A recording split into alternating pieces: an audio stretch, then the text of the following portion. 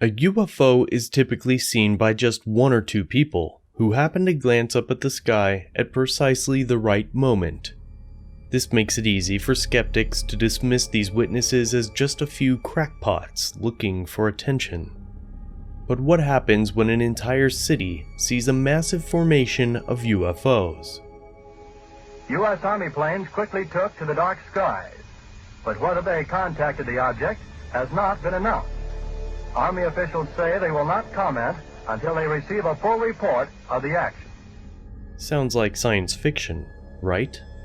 Well, believe it or not, this actually happened back in 1942, in one of America's biggest cities.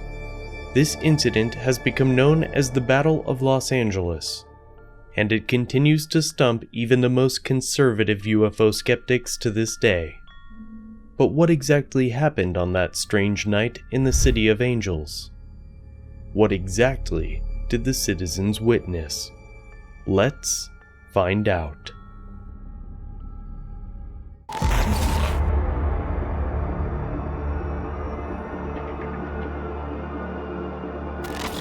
There's 51 million people entering another surveillance camera capturing the unidentified flying object. lockdowns and mass testing. Today, that the world is going to end.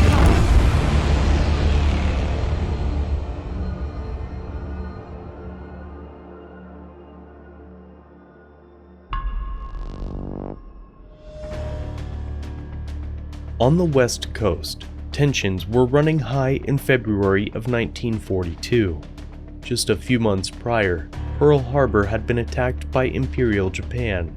The military was constantly on high alert for Japanese submarines, aircraft, or anything else that might pose a threat.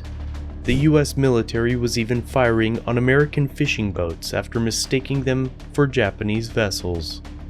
But Japan was a real threat, and its navy sank many American merchant ships during the war.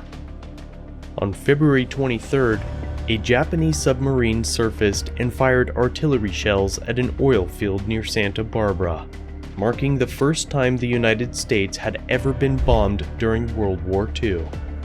Everyone was nervous on the West Coast, and everyone was waiting for an excuse to fire some rounds at the Japanese.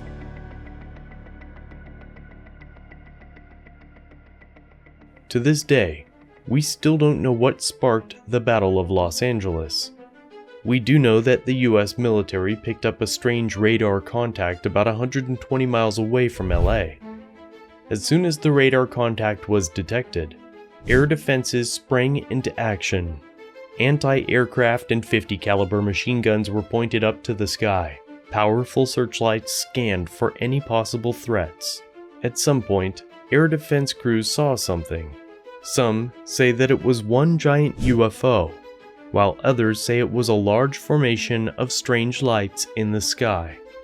Whatever it was, there was only one possible reaction: unload as much ammunition as possible. And that's what they did. The shooting started around 3 a.m., and air defense crews poured 14,000 rounds into the sky over the next hour, shooting non-stop at these UFOs before a ceasefire was finally called. But here's the weirdest thing: they never hit a single target. The UFOs were apparently impervious to all human weaponry, and the lights continued to drift over Los Angeles completely unharmed. Some people describe them as swarms of lights traveling at extremely high speeds. Others claim that they had just seen a few UFOs, while still others claimed the entire incident was sparked by a single, larger object in the night sky.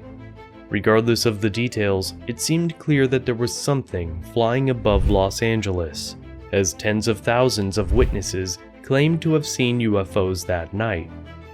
There were also unsubstantiated claims that downed UFOs were discovered after the incident. According to the rumors, one UFO was recovered in the San Bernardino Mountains, while another was found in the ocean. There were even reports of UFOs crashing in Hollywood.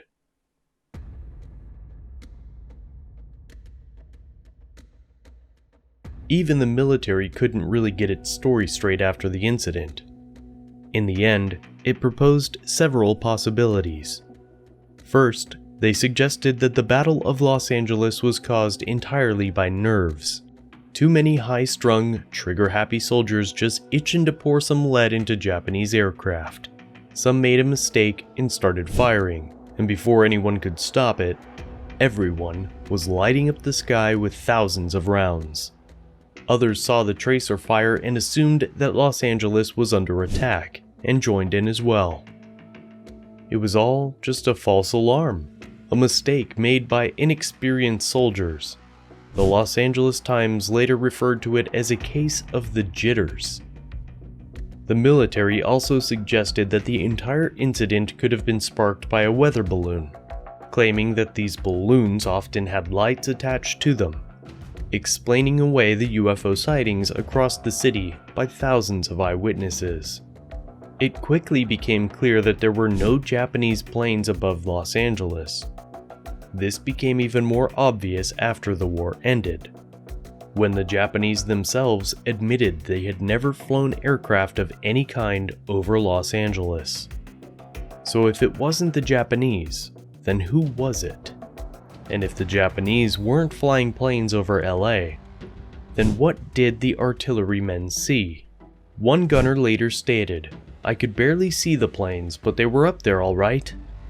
I could see 6 planes and shells were bursting all around them." Were these really just weather balloons? How could weather balloons withstand over 14,000 rounds without being shot down? Why were there no reports of any weather balloons being recovered on the ground after the battle? And does it really make sense that thousands of trained soldiers would spend a full hour firing into the sky if there was nothing even there? Even if these individuals were inexperienced and young, you would think that if there was nothing up there, the order to cease fire would have come just a few minutes after, not an hour later. Keep in mind that journalists at the time had a very difficult time uncovering the truth, and many newspapers hinted that there was some kind of cover-up going on.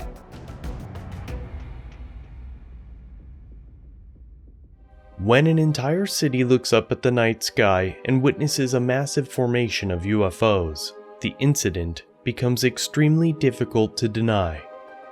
This strange occurrence obviously happened. Thousands of eyewitnesses just don't make up the exact same story on a whim. They all saw something, but what exactly was it? Perhaps we will never know for sure. The truth is that since the Battle of Los Angeles, there have been many similar sightings of UFOs flying above major metropolitan centers. Just Google "strange lights above cities" and you'll see what we're talking about. Who knows? Maybe your city will see them next.